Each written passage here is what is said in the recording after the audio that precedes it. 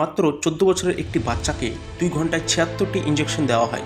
ইঞ্জেকশনগুলো কোনো সাধারণ ইঞ্জেকশন নয়, এগুলো ছিল অ্যান্টিভেনাম সিরাম। সময়টি ছিল 15 আগস্ট 2025। গোটা ভারতবর্ষ যখন স্বাধীনতা উদযাপন করছে, অপরদিকে উত্তরপ্রদেশের কনৌজ গ্রামের একটি দরিদ্র পরিবারের ছেলে, যার নাম করণ যাদব, তার বাড়ির রান্না করার জন্য গ্রাম থেকে 1.5 থেকে 2 কিলোমিটার দূরে জঙ্গলে কাঠ আনতে যায়।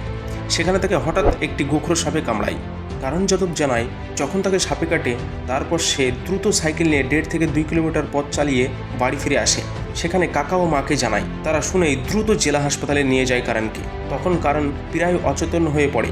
করণ বলে, আমার শেষ মনে আছে ডক্টর যখন ইঞ্জেকশন লাগায়, তারপর থেকে আমার কিছুই মনে নেই। হসপিটালের ডক্টর জানায়, করণকে যখন হসপিটালে নিয়ে আসা হয় তখন তার অবস্থা খুবই খারাপ ছিল। কিন্তু এখানে ভালো ব্যাপার হচ্ছে এই যে করণের বন্ধুরা যারা তার সঙ্গে কাঠ নিতে গেছিল, তারা সাপটিকে মেরে সঙ্গে করে নিয়ে এসেছিল, যার চিকিৎসার জন্য তাদেরকে অনেকটাই সাহায্য করে।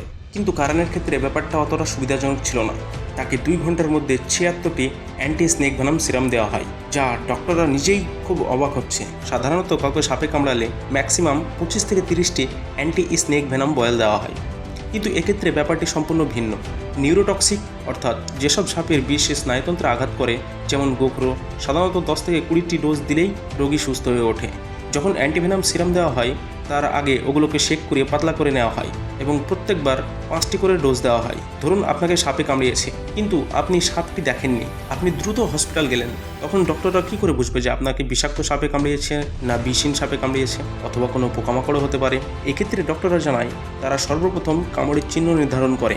সাধারণত সাপ যেখানে 2 ধরনের হয়, এক বিষাক্ত আরেকটি হলো বিষহীন, সেই জন্য চেনার জন্য ডক্টররা সর্বপ্রথম দংশনের জায়গাটি চিহ্নিত করে, এবং যদি সেখানে 1টি দাগ থাকে তাহলে সেটি বিষাক্ত সাপ, আর যদি 2 বা ততোধিক দাগ থাকে তাহলে সেগুলি বেশিরভাগই বিষহীন সাপের ছোবল হয়। এবং সেগুলি পর্যবেক্ষণ করার সময় তারা সঙ্গে সঙ্গে 20 মিলিলিটার রক্ত নিয়ে রেখে দেয় এবং দেখে যে রক্তটি জমাট বাঁধছে কিনা। 20 মিনিট রাখার পর যদি রক্ত জমাট বাঁধে তাহলে বুঝতে হবে যে বিষধর সাপে কামড়িয়েছে, আর যদি না বাঁধে তাহলে বুঝতে হবে এটি বিষহীন সাপ। এখানে অ্যান্টিভেনাম ডোজ দেওয়ার আগেই ডক্টররা বিষের ধরন ও বিষের পরিমাণ খুব ভালোভাবে যাচাই করে তারপর সিরাম দেওয়া হয়, কারণ বিষের মাত্রা যাচাই করা যথেষ্ট প্রয়োজন।